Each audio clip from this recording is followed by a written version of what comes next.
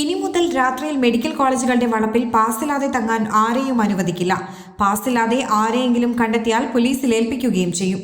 ജീവനക്കാരുടെ സുരക്ഷ ഉറപ്പാക്കാൻ സ്പേസ് ഓഡിറ്റ് കൃത്യ ഇടവേളകളിൽ നടത്തും. കഴിഞ്ഞ ദിവസം മന്ത്രി വീണ ജോർജിന്റെ അധ്യക്ഷതയിൽ ചേർന്ന യോഗത്തിലാണ് തീരുമാനം. അനധികൃത കച്ചവടവും ആംബുലൻസുകളുടെ അനധികൃത പാർക്കിംഗും അനുവദിക്കില്ല. അടിയന്തര ഘട്ടങ്ങളിൽ വിളിക്കാൻ ജീവനക്കാർക്ക് ഏകീകൃത നമ്പർ വരും. ഫോൺ വഴി അലാം പ്രവർത്തിപ്പിക്കുന്ന സംവിധാനം ഒരുക്കും.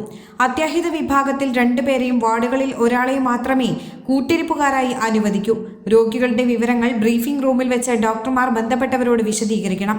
PG ഡോക്ടർമാരും ഹൗസ് സർജന്മാരും ഉന്നയിച്ച സുരക്ഷാ വിഷയങ്ങളിൽ മെഡിക്കൽ കോളേജ് തലത്തിൽ പരിഹാരം കാണുമെന്ന് ആരോഗ്യമന്ത്രി വീണ ജോർജ് അറിയിച്ചു.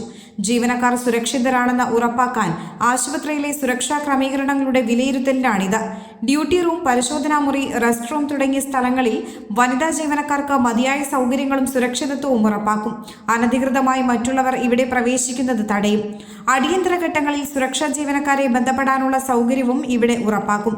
പ്രിൻസിപ്പൽമാർ, സൂപ്രണ്ടുമാർ, വകുപ്പ് മേധാവികൾ എന്നിവർ ചേർന്നാണ് സ്പേസ് ഓഡിറ്റ് നടത്തേണ്ടത്.